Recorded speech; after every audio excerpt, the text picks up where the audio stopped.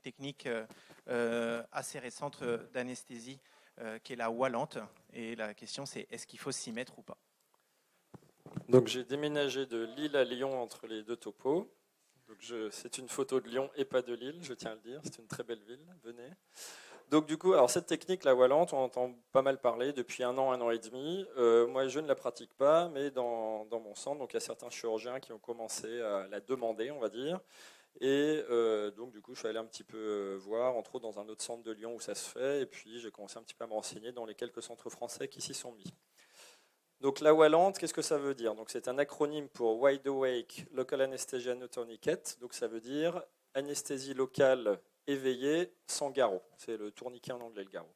Donc ça a été décrit pour la première fois il y a plus de 10 ans par un chirurgien qui s'appelle Donald Lalonde, qui est un chirurgien de la main du Canada, qui travaille dans le Nouveau-Brunswick. Donc c'est vraiment les trucs assez loin et isolés. Et donc quand on googlise un petit peu le sujet, on trouve pas mal de choses, des vidéos sur YouTube, et puis on trouve beaucoup de choses liées au docteur Lalonde.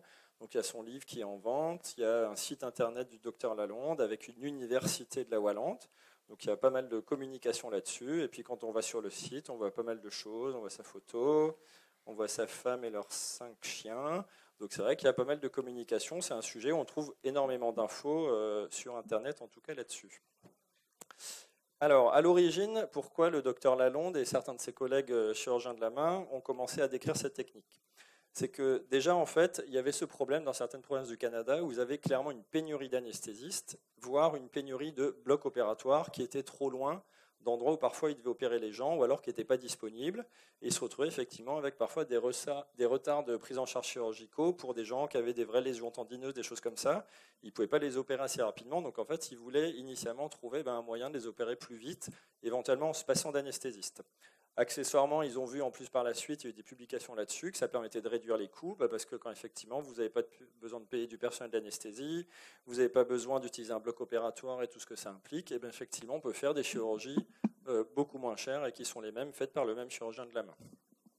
Donc quand on va un petit peu se renseigner sur le sujet, on trouve des vidéos qui expliquent comment se fait la wallante, et donc effectivement là il y a un des chirurgiens de la main de l'équipe Dr Lalonde qu'on voit qui opère dans son cabinet, donc il prépare le patient. Et puis après, on voit qu'il met ses gants, il a rangé sa cravate dans sa chemise. Et moi, quand j'ai vu ça, j'ai pensé à une espèce de série que j'adore, je ne sais pas si vous connaissez, ça s'appelle The Nick. Et c'était cette époque, en 1901, où les chirurgiens, c'est les meilleurs, et puis ils mettaient leurs plus beaux costumes pour opérer. Bon, c'est un petit peu méchant, mais voilà. Donc à la base, on se retrouve quand même à faire cette technique pour que des chirurgiens dans des provinces reculées du Canada puissent opérer sans anesthésiste en dehors d'un bloc opératoire. Concrètement, en quoi ça consiste la wallante? Alors, je sais pas, il y en a qui disent la valente, je sais pas quoi, ça fait un peu Wallonie et tout. Donc c'est une injection qui se fait au niveau du poignet.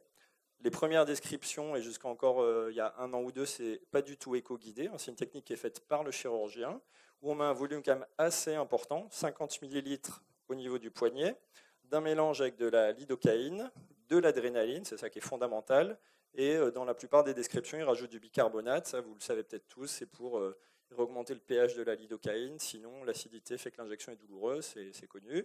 Et donc, en fait, il faut injecter ce mélange au niveau du poignet, initialement donc à l'aveugle, et il faut le faire à peu près 30 minutes au moins avant l'incision chirurgicale, parce qu'en fait, le but, c'est que l'adrénaline aille créer une vraie vasoconstriction de tous les vaisseaux au niveau du poignet, qui va vous permettre en fait de faire un garrot chimique et non pas avoir un garrot mécanique que vous mettez au niveau du bras. Donc ça nécessite une certaine organisation, et dans les centres où c'est fait en France, ça nécessite de poser une VVP, de scoper votre patient, enfin les conditions standards en tout cas de l'anesthésie en France. Donc en photo, alors l'image d'écho est vraiment dégueulasse, je n'ai pas trouvé mieux. Donc les photos qu'on trouve surtout là dans les différents sites sur la wallante, donc ça vous montre la technique quand elle est faite par le chirurgien, donc il faut quand même se vider 2 voire 3 seringues de vin au niveau du poignet. Donc vous voyez que la main là dans la photo D, elle devient quand même un petit peu blanche. Et effectivement, le but c'est en fait vraiment d'inonder toute la zone du poignet pour qu'il y ait un garrot chimique qui s'installe au bout d'une demi-heure.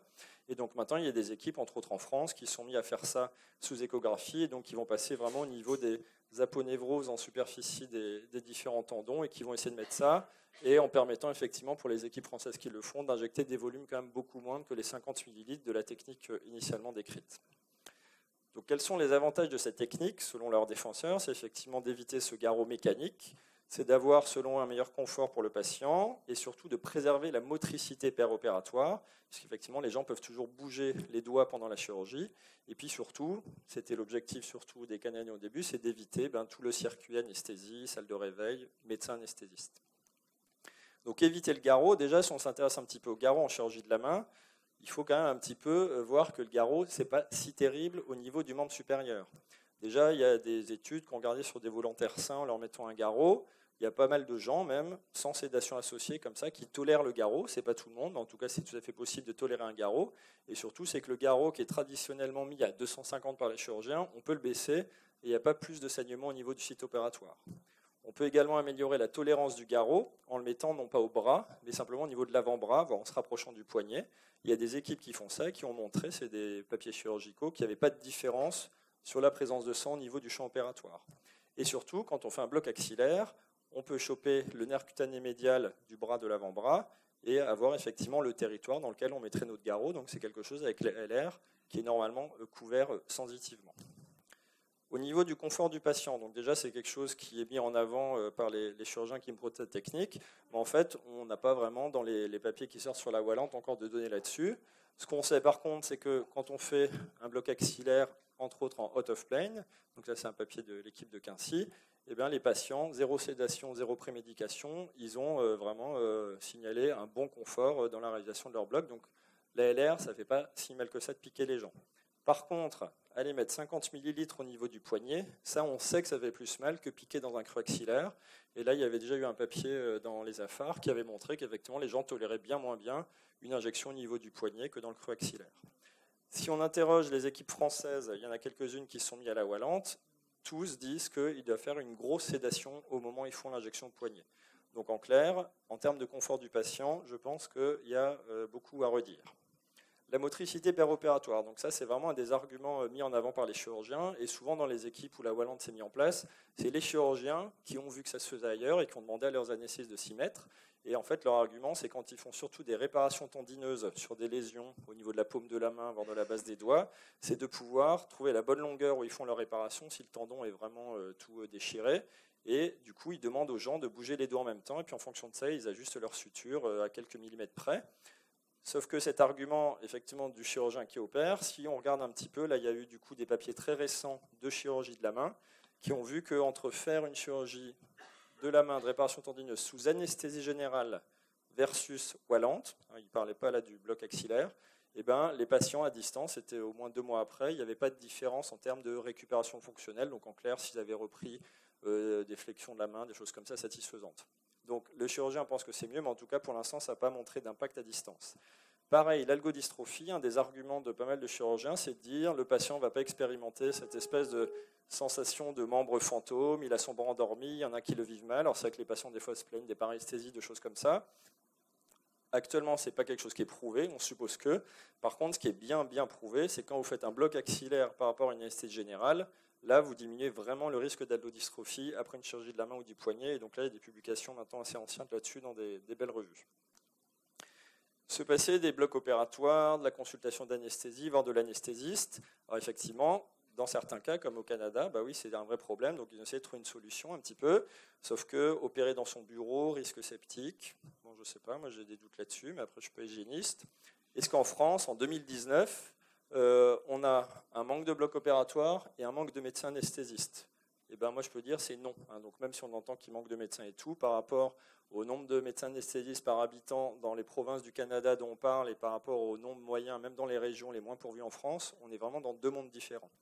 Concernant l'injection de lidocaïne en sous-cutané faite par un chirurgien dans son bureau, eh bien, je ne suis pas d'accord, il peut quand même y avoir un risque d'injection extravasculaire accidentelle et toutes les complications que ça comporte. Donc, en clair, en théorie, quand on fait ça, on doit être dans une structure qui vous permet quand même potentiellement de faire une réanimation si le patient fait un problème cardiaque, s'il convulse, et potentiellement d'avoir de l'intralipide.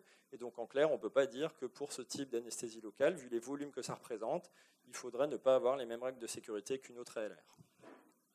Éviter la salle de réveil, qui pourrait être éventuellement le point un petit peu d'achoppement en France.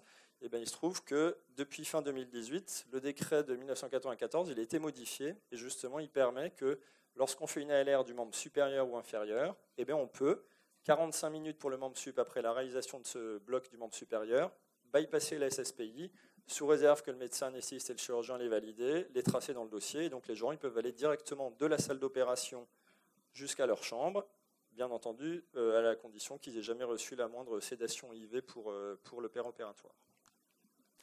Alors la voie lente, est-ce qu'il y a des inconvénients à la voie lente? Donc je pense que j'en ai déjà donné pas mal, mais j'en ai trouvé encore plus. Donc déjà, alors ça, c'est pas très sympa, c'est une technique nouvelle, donc forcément il y a peu de data, il y a peu de publications. Même si une publication assez importante de l'équipe du docteur Lalonde, c'est jamais des études randomisées contrôlées, des choses comme ça. Donc là, on n'est que sur des choses descriptives. Ça fait quand même depuis 2007 que ça a été décrit, et pour l'instant, on ne voit pas une explosion en termes de publication qui nous dit que ça aurait une grande supériorité ou quoi que ce soit. Donc déjà, difficile de se prononcer vu la littérature. L'adrénaline au niveau des extrémités. Donc ça, c'est un gros débat. Alors là, pour prendre un petit peu la défense des provalentes, toute la littérature sur l'adrénaline dans les doigts, les nécroses et tout, elle concernait surtout la procaïne, et c'est une littérature vraiment qui a quasiment 30 ou 40 ans. Et sur la lidocaïne, finalement, il y a peu de choses. Alors bien entendu, il y a des règles de bon sens de contre-indiquer l'injection de produits adrénalinés au niveau de patients vasculaires, des neuropathies diabétiques, des choses comme ça.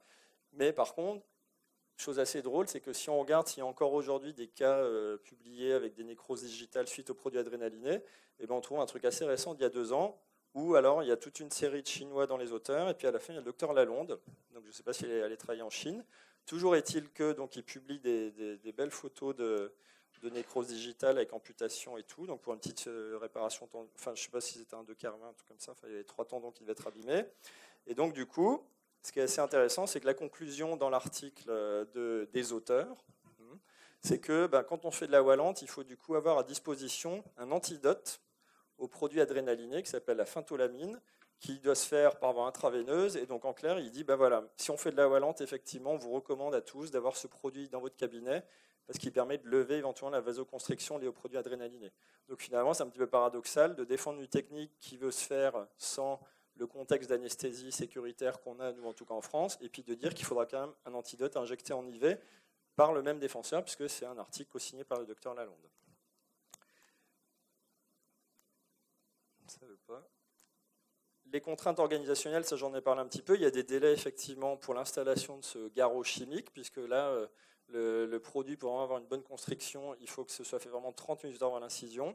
Et c'est vrai qu'aujourd'hui, ça a été un des gros apports de l'éco-guidage, c'est qu'on a des temps d'installation de blocs anesthésiques qui sont bien plus courtes que l'époque de la neurostimulation. Et si on regarde là, des énormes séries, des revues de littérature qui prennent, on est dans des temps de 10 à 15 minutes pour un temps moyen d'installation. Donc en clair, déjà, ça nécessite un peu plus d'organisation.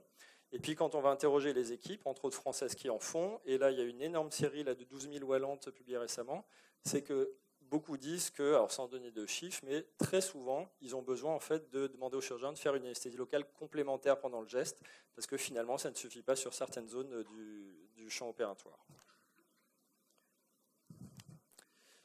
Le gros et dernier inconvénient de cette voie lente, c'est que ça ne vous fait pas d'analgésie. C'est de la lidocaïne, c'est des durées d'action de l'ordre de 1 heure en étant optimiste. Alors avec les produits adrénalinés, c'est peut-être éventuellement l'augmenter. Donc en clair, on fait une anesthésie locale qui sert uniquement à l'anesthésie. Et tout de même, il peut y avoir dans certaines de ces chirurgies des chirurgies un petit peu douloureuses. Et il y a entre autres des équipes qui sont mises en faire en France qui occasionnellement, du coup, font en plus un bloc, alors peut-être pas forcément axillaire, mais un bloc tronculaire au niveau du bras ou de l'avant-bras, à visée analgésique, en plus de la voie lente. Donc là, moi je trouve que c'est un petit peu, on marche sur la tête, parce que finalement on veut faire une technique pour éviter la LR traditionnelle, et puis on se retrouve finalement à faire une ALR après traditionnelle, et accumuler des risques en termes de produits et de choses comme ça, et éventuellement aussi de lésions nerveuses. Donc en conclusion, la question qui m'était posée, c'est est-ce qu'il faut s'y mettre? Donc je pense que vous avez compris que ma réponse à la voie lente, c'était de les destroyer un petit peu, donc c'est vrai. Pour être quand même un petit peu plus modéré. Cette technique, elle a peut-être un intérêt, et les gens qui l'ont mis en place, effectivement, eux, ils avaient un vrai intérêt de contraintes organisationnelles, de choses comme ça. Il y a peut-être certaines chirurgies où ça pourrait un peu voir le jour, être une alternative. Ce n'est pas une mauvaise chose que les anesthésistes s'y intéressent et éventuellement essayent d'introduire l'éco-guidage dans cette technique, parce qu'effectivement, ça permet de dire que si jamais ça venait à se développer, c'est encore les anesthésistes qui le feront et non pas uniquement les chirurgiens en opérant en dehors des blocs opératoires. Mais je pense clairement qu'en 2019, en France, cette technique, pour l'instant, à mon avis, elle n'a pas vraiment sa place dans l'arsenal de ce que doit anesthésiste, on doit proposer aux patients. Je vous remercie.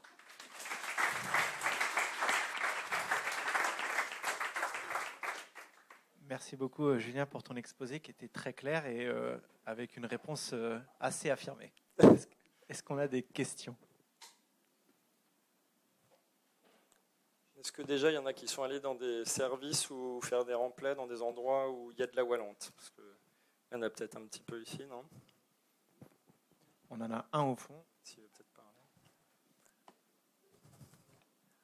On a quand même l'impression que ça reste largement minoritaire, et notamment parce que je pense qu'en fait, la plupart des anesthésistes, en tout cas, ne sont pas convaincus par ces techniques. C'est quelque chose qui est largement défendu par nos collègues chirurgiens. Oui, et finalement, assez peu d'anesthésistes sont convaincus par cette technique. Ouais. Ben, ça vient enfin, les équipes qui en font m'ont tout dit, c'était les chirurgiens qui effectivement leur demandaient de s'y mettre, mais avec des arguments que eux-mêmes chirurgiens ne connaissaient pas finalement, quoi, parce que le chirurgien dans le centre où je travaille qui demandait ça, c'était oui, ça fera moins d'algodystrophie. On lui dit mais pourquoi cette sensation de membre endormi? Oui, je suis sûr que ça favorise l'algodystrophie. Donc déjà, ils n'ont pas de data, ils ne savent pas là-dessus, et quand on compare AG versus bloc axillaire, il y a moins d'algodystrophie. Donc un patient opéré sous AG, quand il se réveille de son geste, il a toute sa sensibilité, sa motricité au niveau de la main, et visiblement, ils font plus d'algodystrophie. Donc cet argument déjà, il y a peu d'arguments en fait pour l'instant qui reposent sur des données là-dessus. Et puis surtout, je pense qu'il faut vraiment rappeler à la base comment cette technique elle est née et pourquoi elle est développée. C'était vraiment à la base un problème organisationnel dans une zone géographique assez isolée et tout ça. Donc c'est pas des mecs de Toronto qui ont développé ça. On dit ça vient du Canada, ça vient du Nouveau-Brunswick, quoi. Donc c'est vraiment un endroit où ils étaient embêtés. Ils avaient des gens qui pouvaient pas opérer assez rapidement pour des vrais traumas de la main, et ils ont trouvé ça. Donc c'est certainement très adapté dans ce cadre-là. Mais je ne pense pas que nous, aujourd'hui, avec tout l'arsenal de choses que nous, anesthésistes, on peut proposer, et surtout toute la sécurité qu'on peut proposer, ce qui n'est pas le cas, un mec qui met sa cravate dans sa chemise et qui opère sans avoir de quoi éventuellement gérer la vasoconstriction, je pense qu'on peut proposer beaucoup mieux, nous, aujourd'hui, en France. D'autant plus qu'avec nos produits, en effet, d'anesthésie loco-régionale, enfin en tout cas les produits d'anesthésie locale qu'on utilise, et en effet les diminutions des concentrations, etc., on peut même se permettre d'avoir des blocs différenciés. Donc cet argument, pas de bloc moteur, on pourrait quasiment s'en passer. Ouais. Il y a des équipes qui font vraiment des tronculaires très sélectives en fonction du type de chirurgie, qui arrivent à avoir en tout cas des blocs moteurs minimes, voire inexistants. Donc en plus, on a déjà la possibilité, si c'est vraiment un souci pour certains actes, qui ne sont pas si nombreux que ça, c'est quand même vraiment des réparations tendineuses, c'est pas non plus le plus gros de la chirurgie de la main, c'est pas le canal carpien ou des choses comme ça. Pour ces cas-là, on a déjà le moyen finalement de proposer ça aux chirurgiens. Donc, voilà.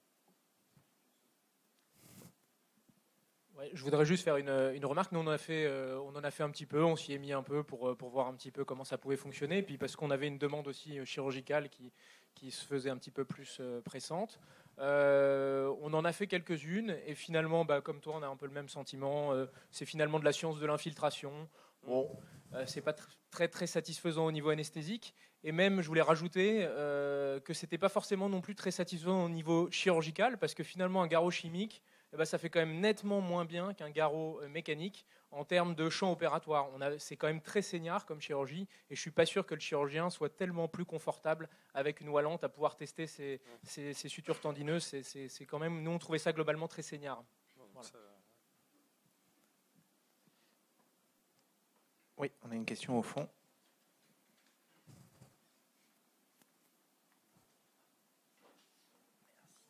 Oui, bonjour. Alors, je suis vraiment désolé. Moi, je suis arrivé à la fin du topo, et c'est moi là c'est moi qui ai levé la main là. Ouais. En fin de compte, là, l'endroit où je suis là, donc depuis le début du semestre, là, depuis 2 mois, il y a un gros service de SOS main, et ils sont justement là depuis 2 mois en train de mettre en place un peu la wallante et de l'étudier en fait pour le canal carpien et pour les doigts ressauts. Et on est en train de faire un peu une évaluation des pratiques professionnelles avec la douleur en fait pour le patient, notamment s'il a eu un antécédent de l'autre côté versus l'axillaire ou la tronculaire, ouais. Et le confort du chirurgien en opératoire, un score d'hémostase entre 0 et 10. Et on leur laisse aussi, en fin de compte, on met le garrot, on le met en place sans le gonfler. Okay, et le chirurgien a la possibilité, si ça ne lui convient pas, il y a 7 chirurgiens de gonfler le garrot. Et c'est vrai que là, on est à peu près 100 patients qu'on a fait avec le Wallant. Donc il y a vraiment des gros avantages et des gros inconvénients à la technique. Mais en tout cas, même si certains chirurgiens notamment sont gênés clairement par plus de saignements, pour l'instant, il n'y en a eu aucun en tout cas qui a gonflé, par exemple, qui a eu besoin de gonfler le garrot en opératoire. C'est vrai que les patients, ils ont l'air, en tout cas pour l'instant, de ce que nous on voit, très satisfaits d'un point de vue douleur à l'anesthésie. Après, c'est sûr qu'il y a des avantages et des gros inconvénients aussi à la technique. Et ils gonflent le garrot à combien et où quand ils le font gonfler au cas où? Alors à chaque fois, ils le mettent. C'est brun et 250. Ouais, exactement. Donc déjà, rien que changer ça, le mettre, il peut être mis ailleurs. Le garrot pour une chirurgie vers la paume de la main, même un canal carpien, ça peut être mis ailleurs. Ça peut être beaucoup moins gonflé si c'est un problème de tolérance, parce que c'est aussi souvent un des arguments des chirurgiens. C'est voilà, les patients ils ont mal, du coup, il faut leur faire des opiacés, les shooter, les machins. Au final, on se retrouve, on perd tout le bénéfice d'une ALR et tout ça. Donc déjà, il y a d'autres moyens d'améliorer la tolérance du garrot. Donc c'est déjà un truc qu'on peut aussi changer avant de passer. Et puis on se rend compte des patients ce qu'ils nous disent, on leur demande aussi le VA maximal qu'ils ont pu avoir avec garrot, parce qu'on fait un petit peu versus l'anesthésie classique axillaire ou tronculaire. Et au final, les gens décrivent des douleurs qui ne sont pas non plus très élevées avec le garrot. C'est pas forcément non plus quelque chose pour eux qui est très mal vécu. C'est ce qui semble ressortir quand on cherche un peu des publis sur le garrot, c'est que finalement, en tout cas, le garrot membre supérieur, c'est beaucoup moins dramatique que ce que certains chirurgiens présentent. Alors, il y aura toujours un patient effectivement qui vivra ça mal, ce sera la cata, il faudra l'endormir et tout.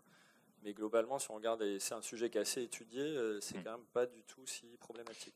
Et je voulais juste finir, je ne sais pas si vous avez la réponse, parce que je regardais un peu la littérature à propos des types d'aiguilles en fait, utilisées pour faire le Wallant. Parce qu'en fin de compte, moi, j'ai pas trouvé à chaque fois, il ne décrivait pas vraiment quelles aiguilles utiliser.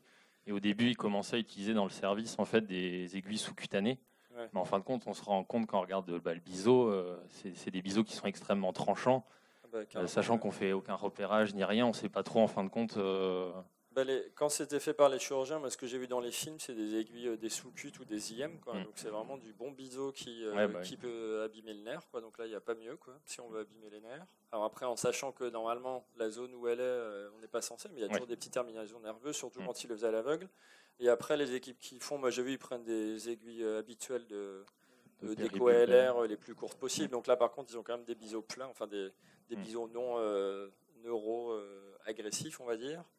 Mais par contre, j'ai pas vu, et effectivement, il n'y a pas encore assez de littérature, en tout cas sur les équipes françaises qui le font de façon éco-guidée, parce que finalement, c'est aussi, je crois, les équipes françaises qui maintenant commencent à le faire avec l'éco-guidage et tout, donc ça peut peut-être changer la chose.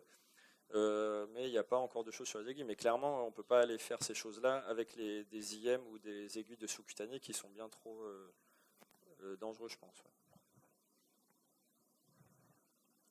Je passe la parole à l'orateur suivant, du coup. Merci beaucoup, Julien.